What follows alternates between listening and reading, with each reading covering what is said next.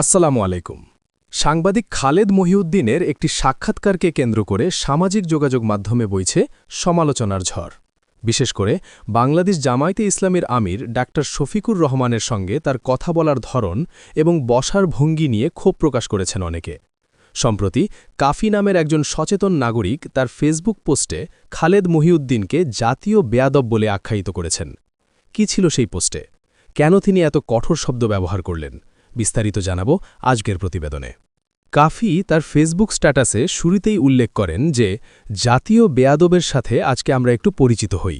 এভাবে কোনো কিছুর স্ক্রিনশট নিয়ে পোস্ট করার বা কথা বলার অভ্যাস আমার টোটালিই নাই।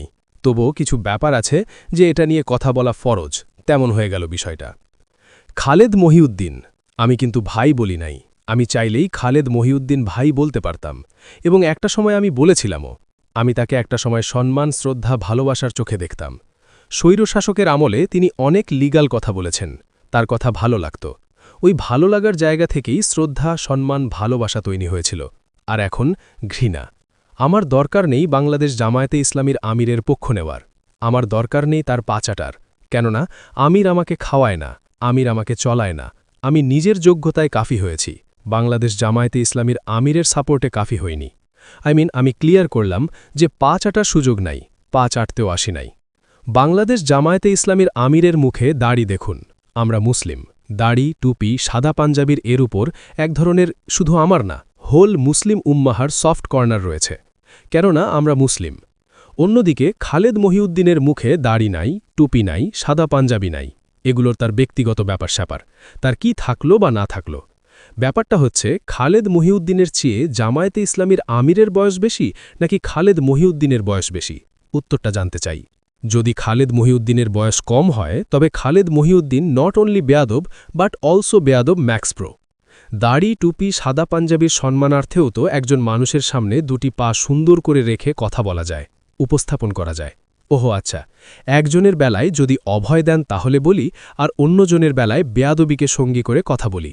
শুধু চিন্তা করি মানুষের মস্তিষ্ক এমন হয়ে যায় কিভাবে। খালেদ মহিউদ্দিন এত উঁচু মানুষের সঙ্গে মিশেছেন, এত মানুষের ইন্টারভিউ নিয়েছেন, তবুও ম্যানার শিখেননি, নাকি ম্যানার এখন বিক্রি করে দিয়েছেন? আমার কাছে তো মনে হয় বাংলাদেশ জামায়াতে ইসলামীর আমির আমার সামনে থাকা মানে আমার প্রিয় প্রতিষ্ঠান দারুন নাজাতের আমরা আরবি প্রথম পত্রের শিক্ষক সামনে থাকার সমান।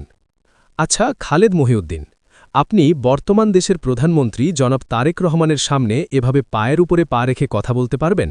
পারবেন না। তবে কেন পারবেন না? তবে বাংলাদেশ জামায়াতে ইসলামীর আমিরের বেলায় কেন? ওহো, তিনি সরকার প্রধান হতে পারেননি বলে? আজকে যদি বর্তমান সরকারের প্রধানমন্ত্রী জনাব তারেক রহমান সাহেব প্রধানমন্ত্রী না হতেন এবং বাংলাদেশ জামায়াতে ইসলামীর আমির প্রধানমন্ত্রী হতেন, তখনও যদি খালেদ মহিউদ্দিন জনাব তারেক রহমানের সামনে এভাবে পায়ের ওপরে পা রেখে কথা বলতেন, তখন আমি আওয়াজ তুলতাম। কেননা চা চাটার সুযোগ আমার ডিকশনারিতে নাই। শিক্ষিত মানুষগুলোর মধ্যে কেন যেন কিছু শিক্ষিত মানুষ নিজের ওয়েট হারিয়ে ফেলছে ক্ষমতার লোভে। ক্ষমতা চিরস্থায়ী না, কিন্তু শিক্ষিত চিরস্থায়ী, এটাও ওরা ভুলে যাচ্ছে। খালেদ মহিউদ্দিনকে নিয়ে কথা বলতে বা লিখতে আমার লজ্জা হচ্ছে। হে আল্লাহ, মুরব্বীদের সাথে বেয়াদবি করার ফল তুমি জনসম্মুখে জমিনেই প্রকাশ করিয়ে দিও। দর্শক, খালেদ মহিউদ্দিনের এই বসার ভঙ্গি এবং কাফির এই ফেসবুক পোস্ট নিয়ে আপনার মতামত কি?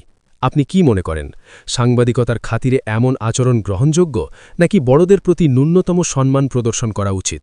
আপনার মূল্যবান মন্তব্য কমেন্ট বক্সে জানাবেন। নিয়মিত আপডেট পেতে আমাদের চ্যানেলটি সাবস্ক্রাইব করে সাথেই থাকুন। ধন্যবাদ। আল্লাহ হাফেজ। আসসালামু আলাইকুম।